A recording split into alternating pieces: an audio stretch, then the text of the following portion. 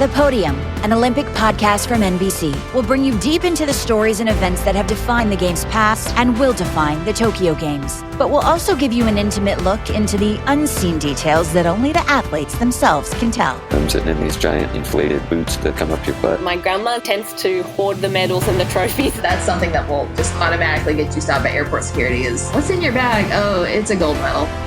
Tune in for weekly episodes wherever you listen to podcasts. Looking for a big race here today, here at Atlanta Motor Speedway. The number 7 Chevrolet of Justin Allgaier wins. As we were interviewing Noah Gragson, Daniel Hemrick came over very upset. NASCAR was quick over there to break up that altercation, but there were several punches thrown. Came in reverse, backed up, and punched a hole in the nose of our car. So that was completely deliberate. Punched a hole in the nose of our car, and I got one punch in his eye, so we're even. I'd be bad if I was in his shoes, too, based off what he's done in his career. The fans are on their feet, and we're ready to race in Atlanta. And it's pretty much been the Kyle Larson show. Don't need the stopwatch to see that Ryan Blaney is gaining on race leader Kyle Larson. Here goes Blaney. He'll go up to the top side. He'll go up to the Larson lane to try to catch Larson. He gets a big run off the top of the racetrack. Larson moves up the block. Now Blaney crosses over, goes to the inside by a half a car length. He leads that lap with 8 to go. Larson is now trying to catch Blaney. Blaney's got Logano in front of him. Will his quasi-teammate give him a break? He does. Take it off, man. I hate you, Logano. Here's Ryan Blaney making a statement today. We've been good this year and had some bad breaks, and it's nice to close out a race like that. That was awesome.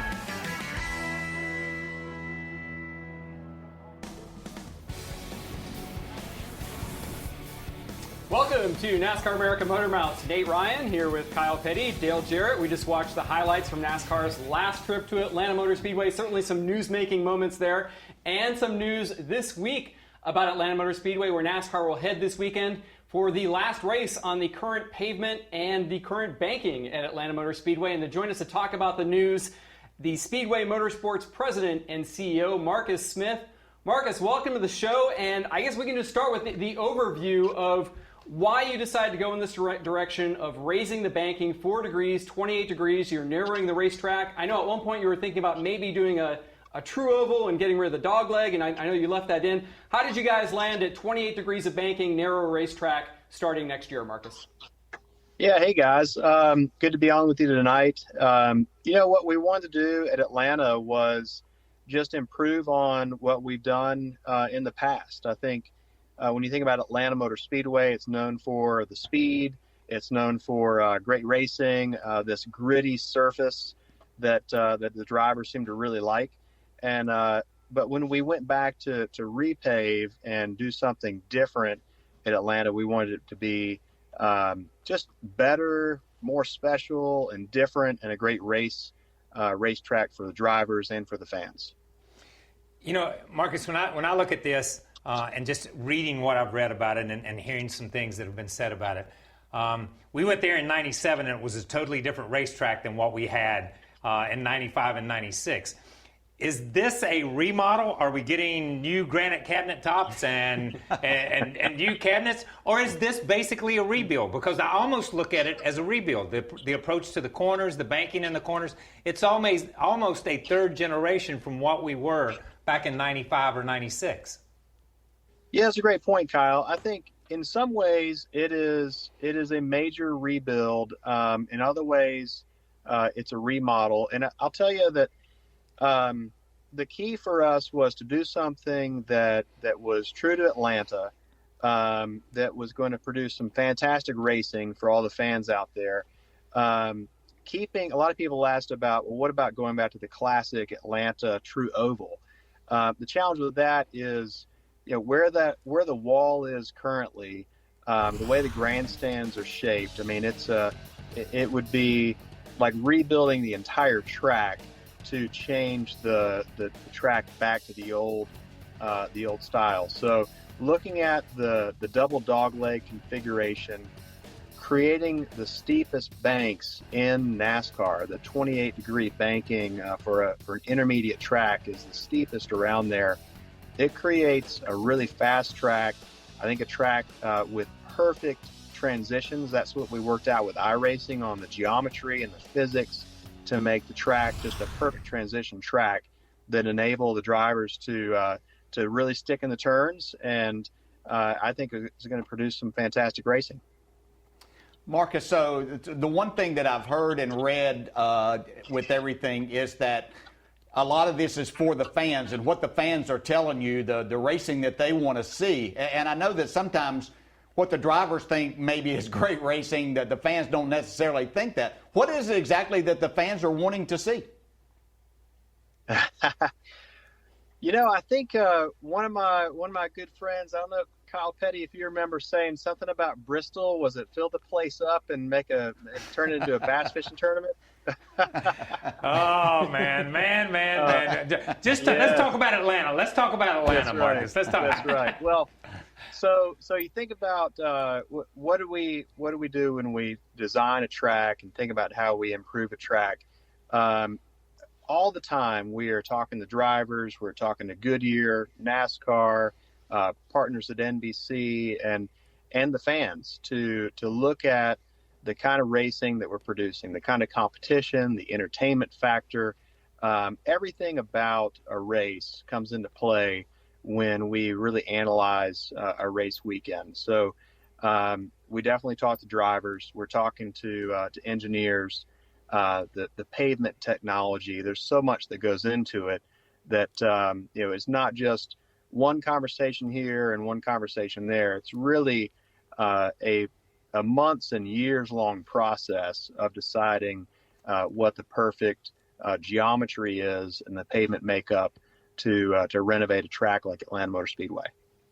Well, you mentioned iRacing, Marcus. I know that was a big part of the equation here in doing this reconfiguration, reprofiling. And I would be remiss if I didn't mention that Dale Jr., William Byron, Garrett Smithley, and Timmy Hill will be doing an iRacing demo on this new Atlanta track layout that fans will be able to watch during the pre-race show this weekend for the first time, so they'll get an introduction to that. I have a two-part question on this, Marcus. I mean, obviously it's not just a new track, but next year it's going to be a next-gen car, a new car that hasn't raced yet in this sort of environment. How did you guys do that without having the real-world experience yet with these cars running around each other?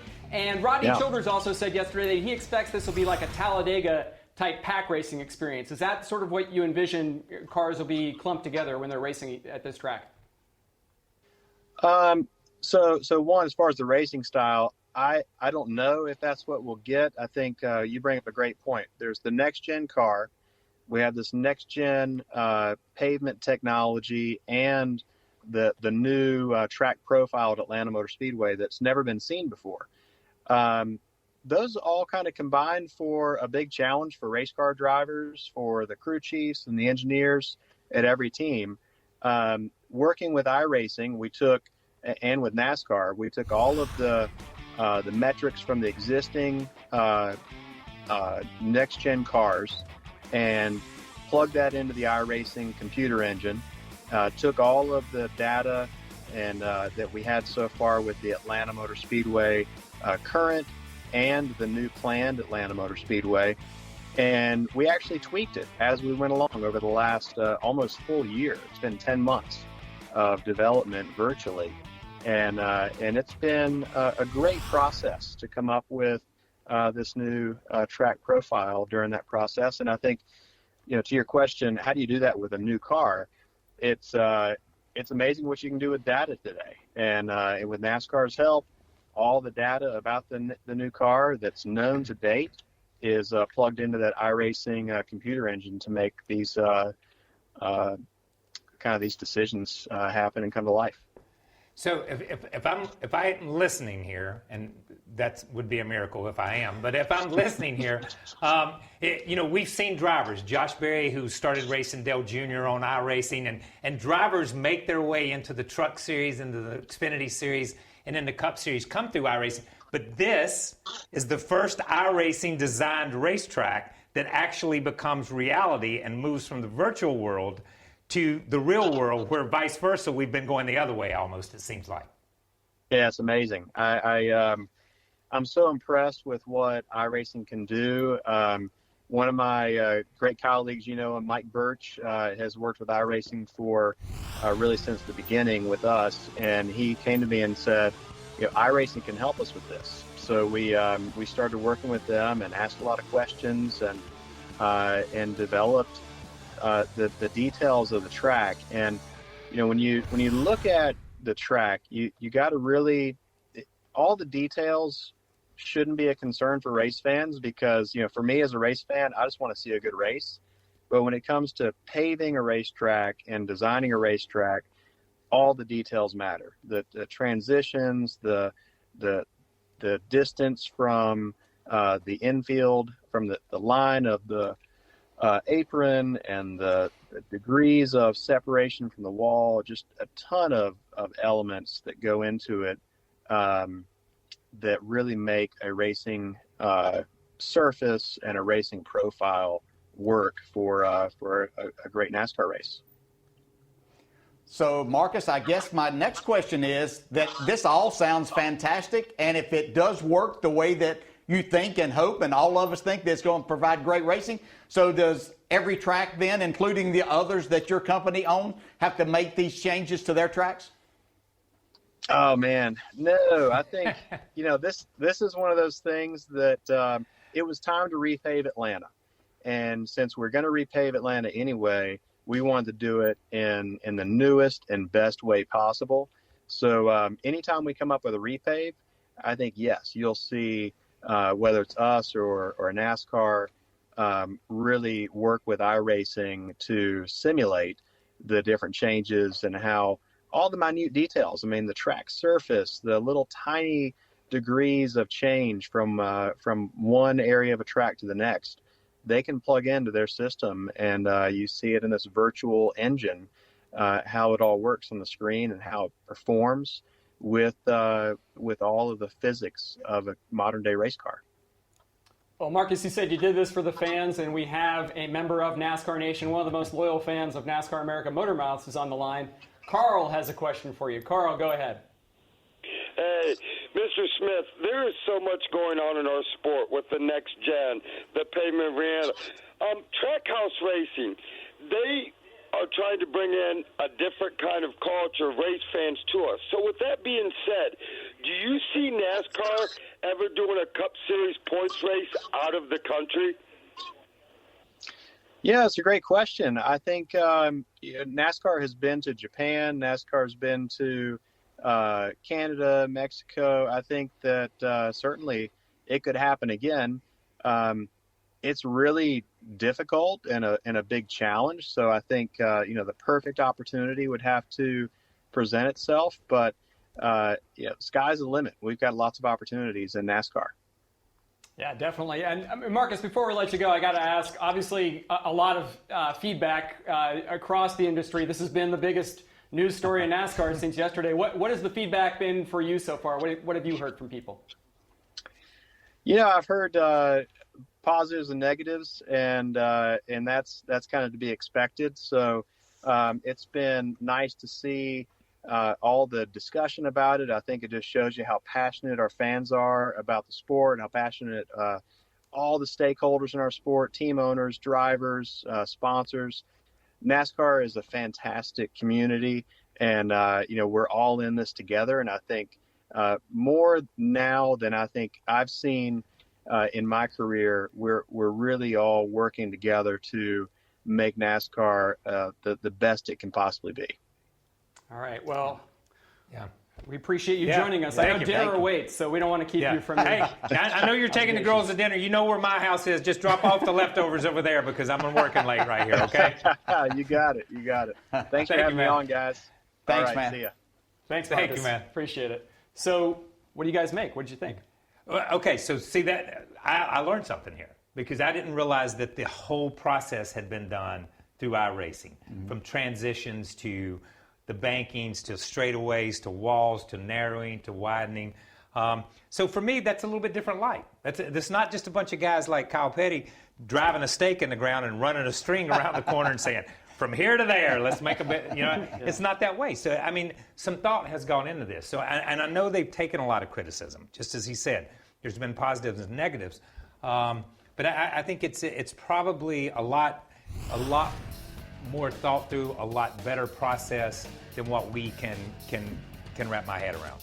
Yeah, and in this world, and we talk about iRacing, and for racetracks to be designed like this for the specific cars is something that I can't even fathom in my mind because I'm not smart enough to do all of that. If it works, gosh, what it opens up is just incredible.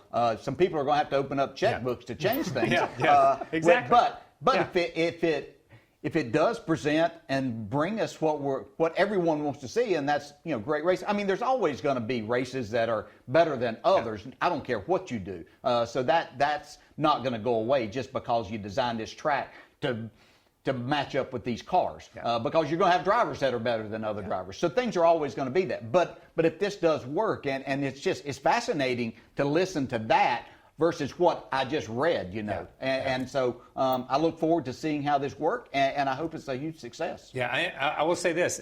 Speaking about, and you hit it the nail on the head. You talk about the track designed to the specific cars that will be racing there. I think the last time that happened was in 1950 at Darlington when they ran the 50 Mercury and the 50 Hudson Hornet. I mean, because that's the car of the day, and they run 110 or 15 miles an hour. And that's what that track was designed for, to run 110 or 15 miles an hour. No matter what. I don't think you'll get an argument from fans or drivers or anybody out there. SMI is moving the needle. They took a race from Texas, they gave it to COTA. That was a lease deal. They don't own COTA. They leased the racetrack, but they put dirt on Bristol. They're changing this racetrack. They're trying to do something. They're trying to do something for the fans. They're trying to do something for the sport. They are attempting to make the sport better. So at my tip of the hat to Marcus Smith and that whole organization, because they are trying to move the needle. Well, to DJ's point, 1.5 mile racing and racetracks have been a huge part of the discussion in NASCAR and quality of racing in the last 20 years. And your point to Marcus, your question there about, what kind of repercussions could this have if it's a success? And this is a racetrack like really any other in terms of 1.5 miles, where you're increasing the banking to 28 degrees versus a lot of the other racetracks in NASCAR. And if we take a look here at this graphic that sort of explains it, Atlanta 28 degrees, Charlotte, of course, has been around forever, 1.5 mile racetrack, Charlotte Motor Speedway 24 degrees, Texas 24, Las Vegas 20. So Atlanta really goes into like its own category in terms of 1.5 mile tracks. And I asked Marcus about it. Rodney Childers said yesterday that he believes, again, it remains to be seen somewhat because of the next-gen car being a huge variable, but he believes this could be flat out all the way around and create pack racing, super speedway, Daytona, Talladega-style racing at a 1.5 mile track. Is that conducive, I guess, to good racing? Do you think that's something that the fans would want to see? I mean, those are 4 races that we have at Daytona and Talladega every year that are so totally different. Is that something we want more of? I can tell you the drivers aren't going to be happy in that scenario just because it's so stressful. But, they get paid good money for things to be stressful. The key is that what the fans want to see, and is that what Fox and NBC are putting their money towards to support NASCAR racing and to make pack racing and have that a lot more. I mean, it is highly entertaining to watch. I'll be honest with that. But, gosh, they talk about saving the owners money in the long run with these cars. Well, hell, we're going to tear up more than what they're able to save if we're going to do pack racing every weekend. I know. Remember when you tore up the most stuff all year long at Bristol and Martinsville, and now it's Talladega and Daytona? Remember? Yes. I mean, but, and I say this in as kind a way as I can. If we're sitting here trying to predict how they're going to race, take it with a grain of salt. I don't care who says it. I don't care if Rodney Childers says it. I don't care if Ray Abraham says it. I don't care if the France family says it. We don't know. I don't think we know. We all looked and said, well, this is the way the car tomorrow is going to be. Well, this is the way the Gen 4, the Gen 5, this is the way these cars. They didn't work that way. Nothing has worked the way that we predicted or we thought. We talk about races sometimes, and it's like, man, they're going to go run this racetrack. This is the kind of race we're going to see. You know what? Dale and I do pre-race. We can eat crow at the end of the day because this is not the way we said it was going to be because it just changes. So I don't think we can predict yet until we see what this car, the next-gen car, how it races, how it reacts to these transitions, how it reacts to the aero.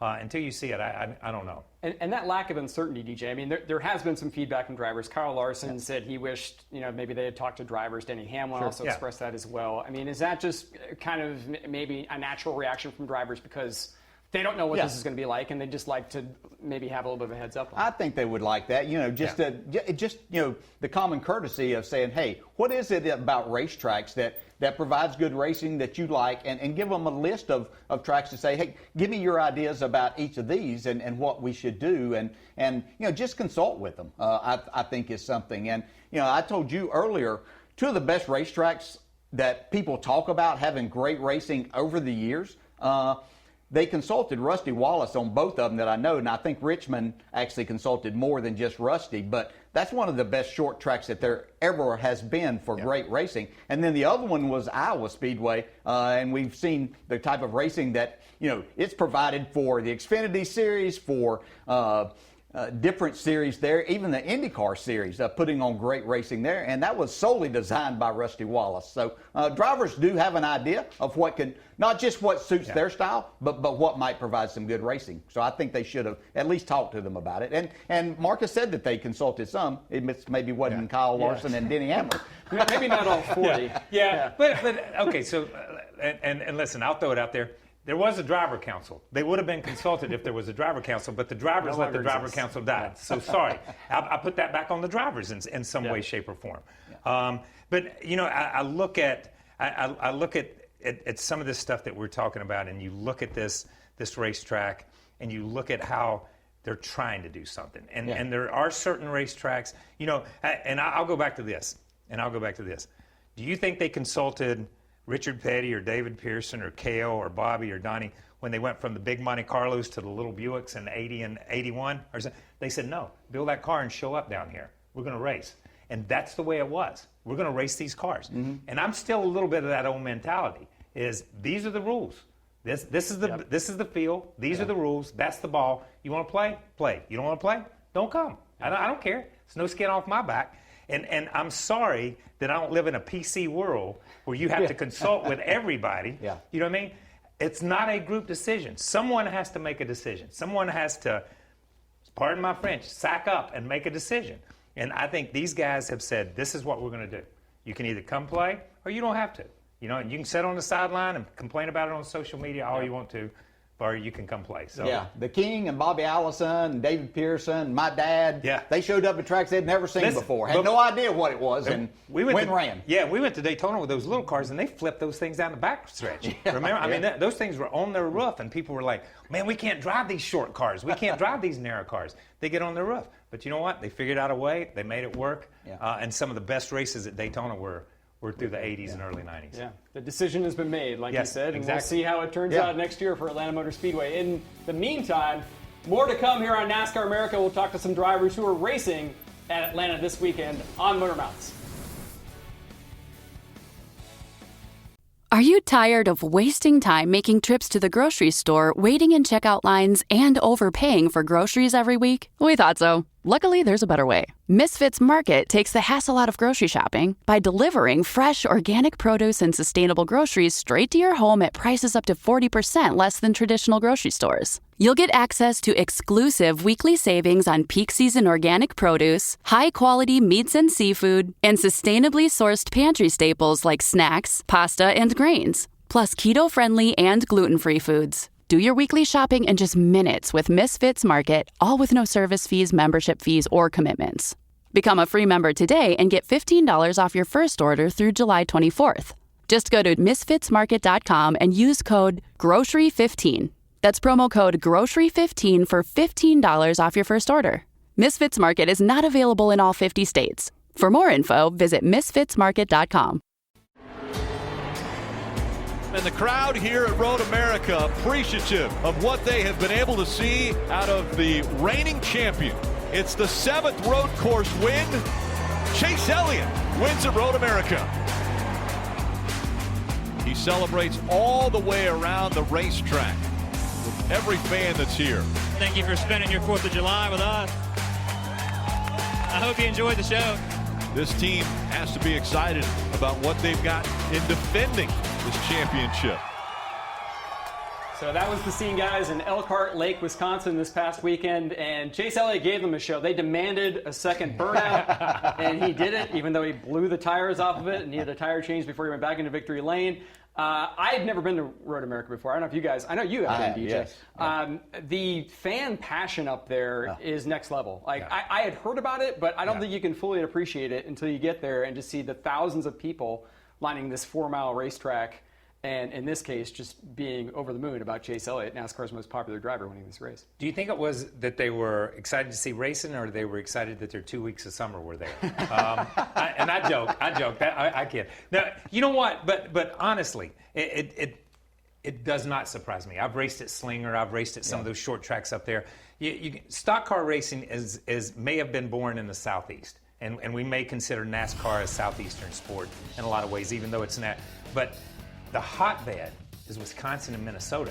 Dick Trickle, Dave Marcus, Alan Kowicki, Matt Kenseth. We can go on and on of the guys who have come out of there who have had an impact on NASCAR.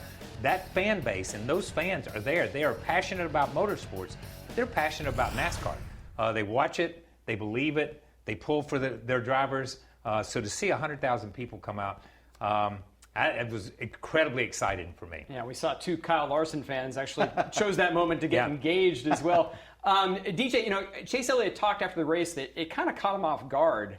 As somebody who grew up in Georgia and had rarely spent any time in Wisconsin, the amount of 9 gear he saw, but also just the amount of just passion for NASCAR. And, to Kyle's point, I guess, when Kenseth won the championship, that was when I sort of understood that they race nightly up there in a way that, maybe they do here in North Carolina area. Did you know about that? Growing up in this area, did you know that, yes, everybody thinks stock car racing is synonymous with the South, but there was an outpost up there in Wisconsin that has a lot of it too. Yeah, I knew some of it, and then as I got into my career and got the opportunity to go in that part of the country and go to some of the tracks, you understood that, hey, that's no different than what we have here in the South. Matter of fact, they may be more passionate at times about it on weekends going to these short tracks, and the big events that they would have up there were incredible. The driver that they would draw from all across the country was just unbelievable. And you knew when you went there to race that you were going to be racing the best of the best from everywhere because they paid enough money and you went there on a short track, and every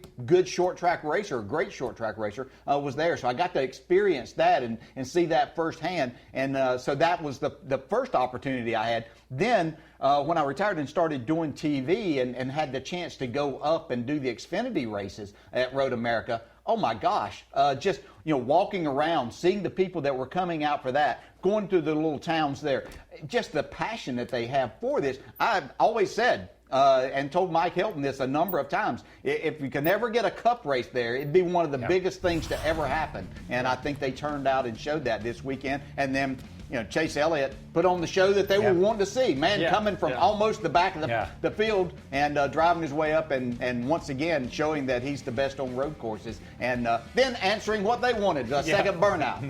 Just tearing the tires off of his car. That's it. The most peer pressure that Chase Elliott said he'd ever experienced in his life was being asked for a second burnout at Road America. So does it feel like, Kyle, after a 65-year absence now, that NASCAR's kind of planted a stake here, and especially with the road course trend in the Cup schedule, you think Road America is probably here to stay on the NASCAR schedule? Look, I hope so. Yeah. And I know the fans hope so.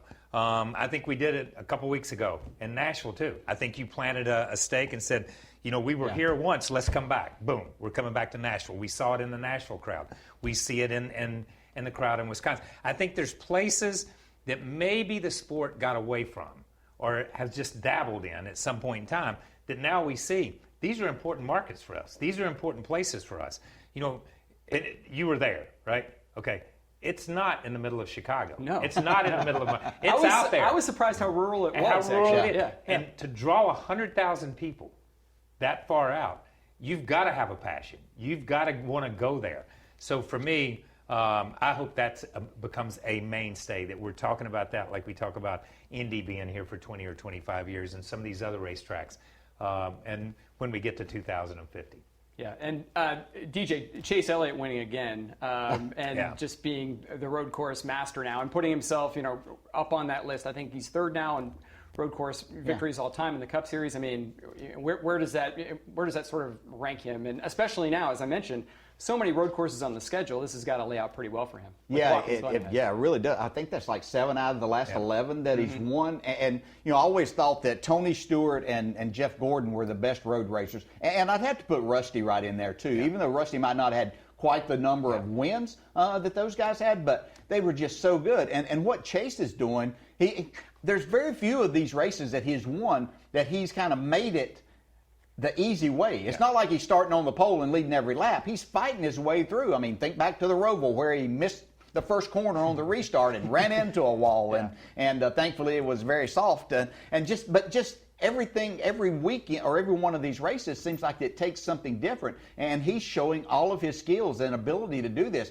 You have to put him, certainly right now, well inside the top 5 of all-time good road racers in this sport at such a young age. Just incredible what he is able to do. And I know that maybe the end of that race, the last segment, or the last stage, maybe didn't provide all of the kind of racing up front that we were looking at. There was racing along the way and for a lot of different spots, as we saw teammates get into it a couple of times. But I think that if we were going to have that type of deal at the end, Chase was the right person. That's not taking anything away from everybody else, but he's the most popular driver for a reason, and that's exactly what the fans wanted to see.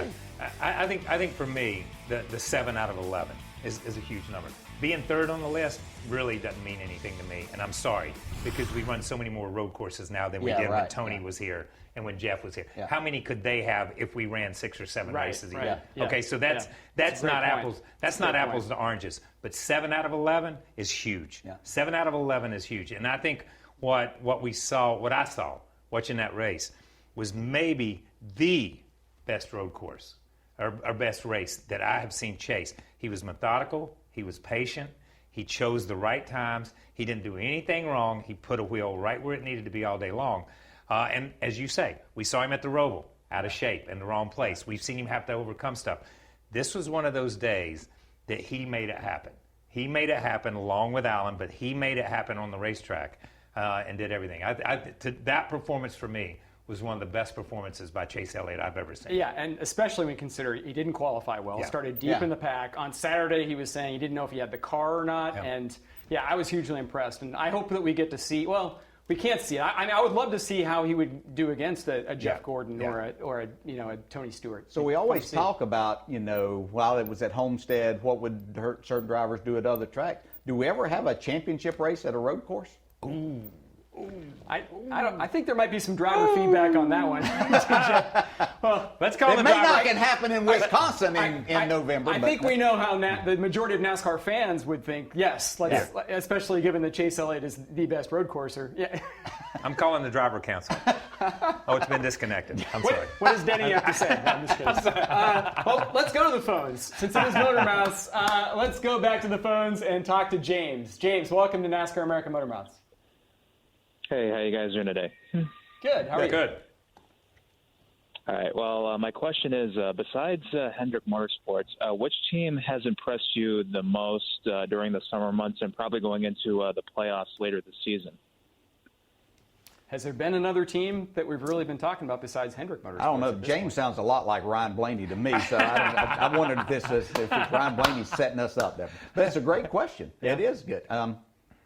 I'm going to have to go. I think that I'm going to say Gibbs because I think they're making their way. A couple of their drivers are making. Even though I know Denny still hasn't won, but I think on a performance level that's where I would look. But if I were going to be, if you look at who has made the biggest gain, I'd go with Chip Ganassi Racing with Ross Chastain and Kurt Busch. They've made the biggest jump to me. Yeah, both of them finished top 10 at Road America, but then Christopher Bell, to your point, finished second for Gibbs at Road America. Yeah, I'm going to go with Colleague Racing or Junior Motorsports in the Xfinity Series. I've not seen anybody in the Cup Series make any gains. You know what? I mean, honestly. Until somebody wins. This is a big point. That's right. And even when we talk Ganassi and we talk some of this stuff, it's the Chevy camp. We're talking the Chevy camp, and the tide has risen in the Chevy camp, and it's brought everybody with them. We see Austin Dillon, we see Tyler Reddick, we see Eric Jones, we see so many of these teams that are Chevy-based teams that are having great runs and having solid runs. Daniel Suarez and Trackhouse Racing, you see these guys, they're having just solid runs, and that's the Chevy camp. So, we talk Hendrick, but it's Chevy at the same time. Yeah, and again, here we're seeing some shots of the Xfinity race. I think that Gibbs is there, especially with Kyle recently. But I mean, to your point, KP, like it feels to me as if until you have somebody besides Kyle Busch winning, and Christopher Bell finishing second is impressive, but until you have somebody winning regularly, it is still a Hendrick discussion for the most part. Look, if we just sat down and look at, if you just sat down over the last, let's just go to the last 6 or 7 races, and just look at stats of laps led, how many times their cars have finished in the top 5, how many times their cars have finished in the top 10, how many laps they've led, how many quality passes. You can go through all those BS stats that we keep, okay? But if you put them over here, this side of the table is going to cave in under the Hendrick weight of what they've done, and this side's not under everybody else. Nobody's been able to penetrate that on a consistent basis, and that for me is the big telltale sign. Is they just do it week in and week out, and nobody, even though you get a Christopher Bell that slides in there and runs second, even though you get a Ryan Blaney, or you get somebody that'll pop up in there. Oh, yeah, but third is William Byron. But fourth is, whatever it may be. Yeah. So they're still there. Yeah, those 4 drivers are capable of winning each and every week at Hendrick Motorsports right now. So. No question. Well, a lot of Cup discussion. Let's talk to an Xfinity Series driver. I think we've got Austin Cindric, who ran both races at Road America. He'll join us when we come back after the break here on NASCAR America Motor Mouths.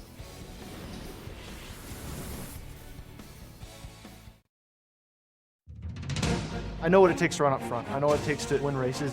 Austin Cindric is taking Ford back to victory lane in Daytona.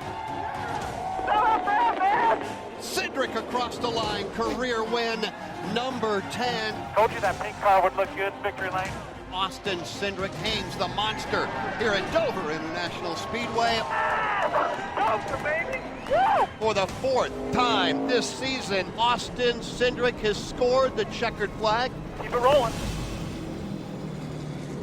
Welcome back to NASCAR America Motor Mouths, where we're now joined by the reigning Xfinity Series champion, Austin Cindric. And Austin, I was checking out your Twitter feed, and I saw that you tweeted, "Road America, I love you even if you don't love me back." So I know you raced there twice. It didn't go exactly how you loved or how you wanted, but you still love that road course as much as anybody because it's just fun to drive, right?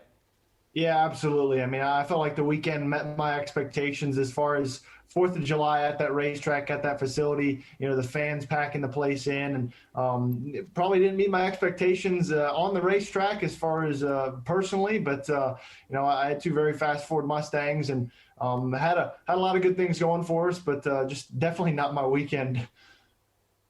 Okay, here's my question. I've watched you. I watched you at COTA and watched you here run up in the top 3 or 4 and take it to a Kyle Busch, take it to these guys.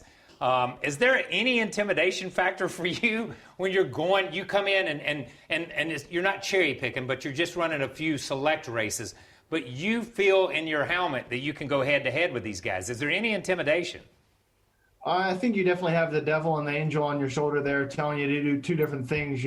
The perfect example is COTA starting, a second row and knowing full well how easy it is to make it bottom of 3 at COTA going into turn 1. And you've got the party going, it's the first lap of a Cup race. You don't have to, stick it in there. And then you feel like they broke too early, and you got to take advantage of that opportunity. I mean, it's an awesome chance for me to run up against the best guys and really great equipment. And if that opportunity is in front of me, I mean, I have to take it. So it's exciting. I've definitely learned a ton in a short amount of time, and in the 6 Cup starts I've done this year. And something cool we talked about as a team, I've actually led 3 of the 6 races that we've done so far, like legitimately taking the lead on restarts. So I still have a lot to learn, but it's been fun, and I've been trying to absorb it all.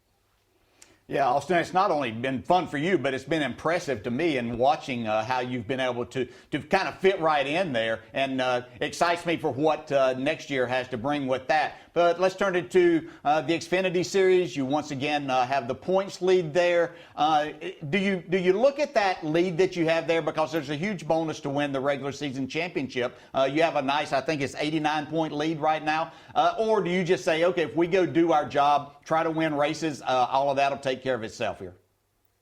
Yeah, I think it's a little bit of both. I think the regular season championship is incredibly important because, I mean, that's the equivalent of 3 wins and playoff points, and it's incredibly hard to win 3 races. So that's definitely top of mind, top of the list, honestly, as far as things that were important for me because, for me, it's win the regular season championship and then make it to the Final Four. You have to have a perfect day in Phoenix, but if you give yourself that shot and being at the top of the points by the end of the regular season is a step towards giving yourself that shot. So that's definitely where our focus has been this team all year, and trying to rack up those points. And we've really only had bad days when we haven't been able to run in the top 5 and kind of getting caught in other people's messes. But that's racing. You'll have that. Last weekend was a perfect example of that. So I'm pretty focused on trying to close this out here. Like you said, 89 points, but things happen fast in this sport, so nothing's guaranteed. Yeah, and you said, Austin, 6 Cup starts already, and Kyle mentioned you're doing very, very well over there. That stat on restarts, hugely impressive. But yeah, you're still first in the Xfinity Series points as well. So have you been able to sort of maintain your focus somehow in a dual sense here, knowing you're going to race full-time in Cup next year regardless, but knowing that, and the pressure's kind of off, I guess, maybe a little bit on the Xfinity side, that you already have the championship. Has that made it a little bit easier to focus on both ends? I am way too competitive to forget about that. We have an awesome chance to go for 2 championships, and I know that's what Mr. Penske wants, and I know that's what the guys on my 22 car want. Those guys deserve a shot at trying to defend that title, and I'm excited about the opportunity. I think Pocono is a perfect example. That's one of those races last year that I felt slipped through our fingers, and this year has given me the opportunity to come back to those places and really try and hit it again. So those are the things that excite me about this season. Like you said, I've had a great opportunity to kind of get a taste at a lot of different racetracks and a lot of different types of packages, and understand what Cup racing is all about. And most of those races I've had to start dead last. So that's been a good learning tool. I feel like that's given me a really good perspective kind of on how the whole race plays out throughout the field. And that's something I didn't have before I've done those Cup starts. So I think that's going to help me greatly in the future. But I'm definitely very motivated for finishing out this season strong. I will say these double duty weekends have been really hard for me to, I would say almost overwhelming given the schedules, just because of how it's all laid out. I've barely had time to eat on some of those days, and I'm not complaining. Driving 2 race cars, especially 2 race cars that fast, are great. But man, you want to feel like you're taking advantage of both opportunities, and sometimes it gets overwhelming. And then when you have the 2 races go the way they did for me this weekend, it's like the emotional toll is, okay, I get to go to one racetrack one weekend, one day, and get to forget all about it on Saturday. Well, it makes you feel any better, Austin. All that hard work and effort is paying off in new fans. One of those is Marvin Blue, our good friend, is called in to NASCAR American Motor Mouths and has a question for you. Marvin, you're on the line. How you doing, Awesome Austin? I'm doing great. How are you, Marvin? I'm doing pretty well, AC.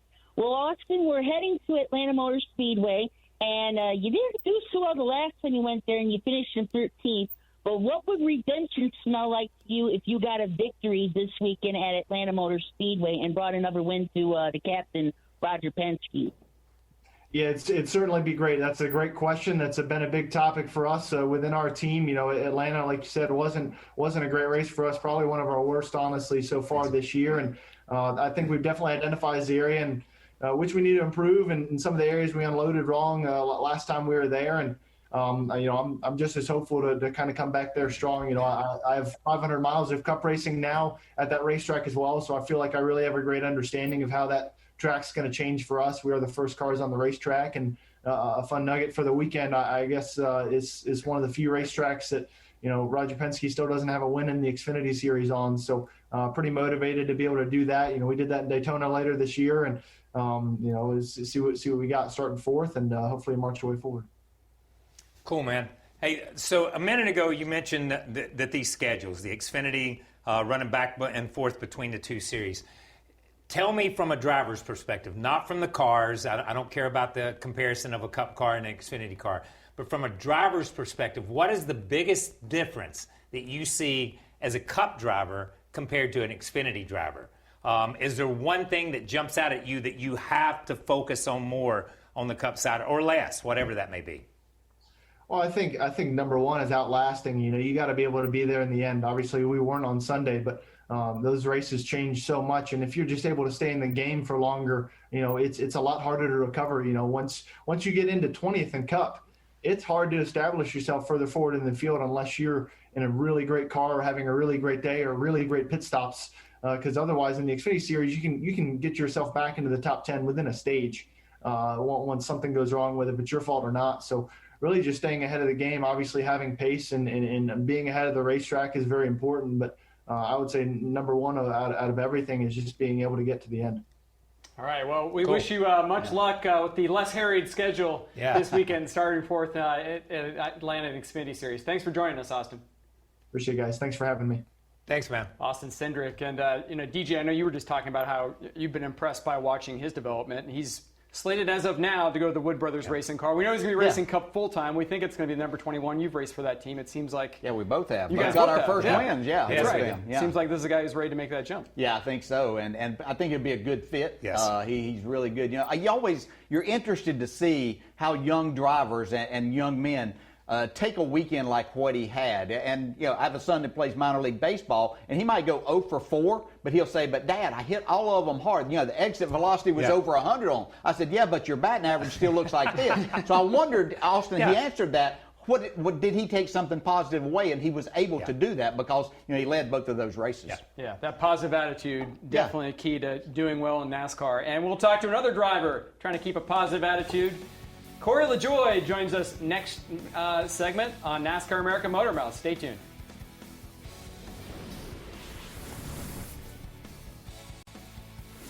Welcome back to NASCAR America Motor Mouths, where we are joined by Corey LaJoie. Corey, we're on the Peacock platform, and I understand your number 7 Chevrolet also has a Peacock connection this week at Atlanta Motor Speedway, the Boss Baby family business on the car. Tell us a little bit about that.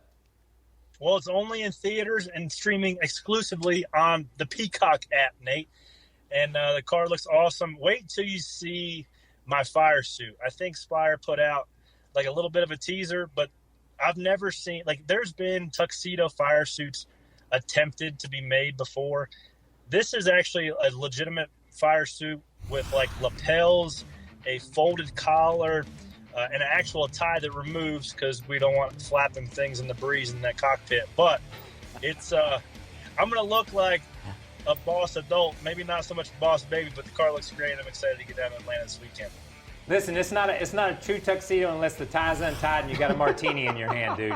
That's when it's a true tuxedo, man. When you're just strolling in about 3 a.m. When I look at this season and look at you guys have done stuff with this car and done stuff with this team, unexpected. You've had some great runs. How hard is that for you to maintain, to understand what a good day is, to understand when you run 12th, 13th, 14th, that's a great day for you guys? How hard is it to manage those expectations? Yeah, it's hard because you continue to want more, and realistically, TJ and Jeff, our owners, their expectations are only 24th to 25th. So anytime we run 15th, I'm still not going to be popping champagne bottles, and those guys are, jumping over the moon excited. But, the guys who are on the competitive side, myself, Ryan Sparks, the guys that work on the cars, we're starting to get some speed out of these Ganassi cars and trying to figure out the aero balance to really run where I feel like we should. And top 20, I feel like is pretty achievable for us to do that. But when, like Austin just said, when you get in that top 20, that's a whole nother ball game, and you're up there with the big dogs. So it's fun when we get up there and make some of those guys have a bad day. So, Corey, it has been impressive what you've been able to do, and I know that you set expectations and things that you want to accomplish, and you've probably done those to this point. As you look at the schedule, and I know most drivers say, well, I just look one race at one race at a time, but with the schedule coming up, do you have tracks that you look at and say, we have a really good chance here again to go get another top 15 finish? Yeah, I mean, New Hampshire's always one that I've always had a lot of confidence going into. I've won a K&N race there and had some success there, run good in a Cup car as well as an Xfinity car. So, Daytona is obviously the one everybody has circled, especially if you don't if you're on the outside of the playoffs looking in, you might be able to throw a Hail Mary and pull the belts tight and maybe sneak one out there. But, I'm not super pumped up going to Indy road course. I don't have a whole lot of experience on road courses, but, I'm starting to get some experience and get some confidence going left and right. But, I think that overall as a team, we're right where we had hoped to be at the midpoint of the year towards the three-quarter mark here, where we feel like we can be a top 20th car or team each and every week. And, it might have taken us a little bit longer than we might have expected to get to that consistency, but, we're starting to reap the benefits, I think. Corey, I'm going to ask you about the next one on the schedule. Of course, Atlanta Motor Speedway in the headlines this week. What's it like, I guess, going to race on a track where it's the last race ever on this pavement, which has been around since 1997, and then this reprofiling where they're going to raise the banking 28 degrees next year? What's your reaction to all of that? Not near as vocal as a lot of these other guys that want. Everybody feels like they want to be consulted and this and that. Dale and Kyle, back in the day, Bill Jr. knew that you couldn't let the inmates run the prison. You gotta do the stuff that they want to do. Granted, they might have swung and missed at a Kentucky repave or Texas repave, but I'm all for changing up a little bit and adding some banking and making it exciting. Now, it ain't up to me to say better, worse, or indifferent. Somebody's going to figure out how to make it go around in a circle faster than the next guy, and hopefully we're on the front end of that. All right, before we let you go, Corey, I think we're going to squeeze in one call from you, NASCAR America Motor Mouths. I believe we have Bill on the line. Go ahead. Rick, go ahead. Thanks, Nate, and I appreciate not having to use the thesaurus today on the show so far up to this point. KP I feel like and I know DJ, this, can't wait to see you guys on the road. And Corey LaJoie, big fan, love what you do on the car, love when they put your face on the hood. Obviously, Boss Baby's going to be, a little bit different, but it's going to be cool to see. My question to you, Corey, is they've said that the banking goes from 24 to 28 degrees, so obviously we're going to see a lot more speed, but they've narrowed the racetrack down in the turns from like 55 feet to 40 feet. How difficult will that be to negotiate around other drivers when you have such a narrow track in the turns? Well, Rick, I don't know if anybody's told you sound a lot like the guy who narrates a broadcast on Sunday afternoon. Maybe it's just coincidence, but it's hard to mistake that voice. And I think that's just they didn't necessarily. I mean, obviously they narrowed the racing surface, but that's just when you take the bank and you go like this, it's naturally going to make the track narrower.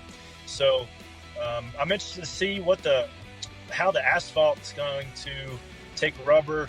Obviously, it takes a little bit for the new asphalt to kind of get weathered. We saw that with repaves pretty much everywhere.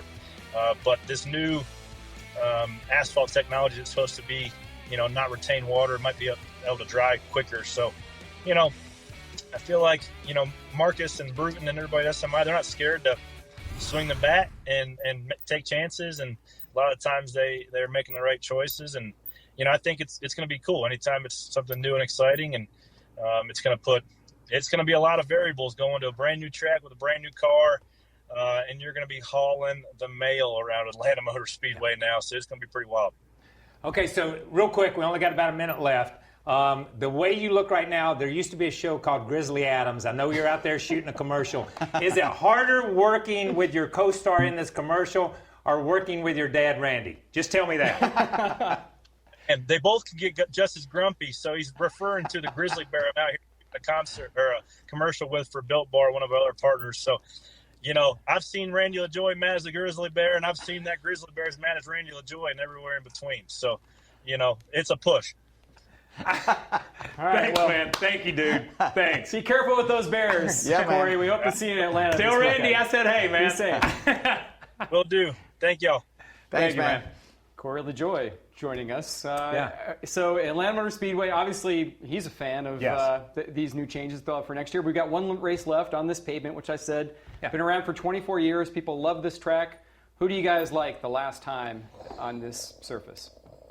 You mean besides Kyle Larson? Yeah, that's what I was going to say. Is that the only pick? Besides Kyle Larson. Listen, I said Tyler Reddick. I'm going to go with somebody way out in left field here just to end this thing on a high note. You know how these things happen whenever you do things and it's somebody's home state? Who's from Georgia? Chase Elliott, I think. Oh, yeah. Okay. That's a good one. I believe he just won a race. I believe there might be a special on after the race this Sunday that you can check out by Chase Elliott. That's all the time we have. NASCAR American Motor Mouths. Thanks for watching.